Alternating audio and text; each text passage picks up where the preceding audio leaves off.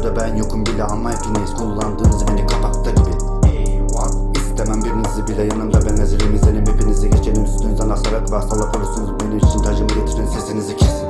Kral burada, Laz başla yaz. Laz yoksan bile moruk başla Laz yaz. Primini kas kas, harbiden kas kas. Çalıyorsun içerik, bari kapağını değiştir. Normal videoyu hile diye geçiştir. Supercell görünce ihtarı yersin, hileyi sil hemen tak diye değiştir. Priminiz bitmiyor ki, hepiniz olmuş birinci. Gördüğünüz para bizde, tabi olun BSC.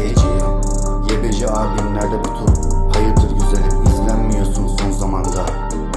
Gel sen gecelin, gel sen gecelin, gel sen gecelin,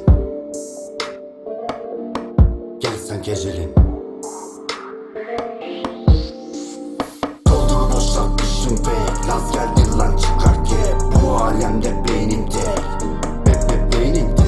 Hadi oradan lan trek, çaktım geçtim Laz şimşek. Bu alemde beynim tek, beynim tek.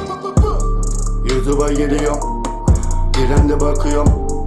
Hanilen Berosan trende değilsin, kanala ver bir son. Melike biberon, Barış'ım al bidon. Diğer bro youtuberları tam birleş, benim tek dragon. Emrecan ümidi, oyunda en çok Emrecan ümidi. Baktı ki Baturay oyunda para var, oldu tam mesajı. Garloş ile Batu %100 sığıntı, ikisi pirinci. Kanalın oyunken video atmıyorum be Berat Ali'cim. Para kazanıyorsun saçına git be bak doğasın YBC. Konu bulamıyorsun, hep TikTok çekiyorsun, kanalın düşüşte. Bro olsan PUBG'ye odaklan, işinin adı ne? Tabi salamıyorum, parayı seviyorsun, yallah her an gele. Doldur boşalt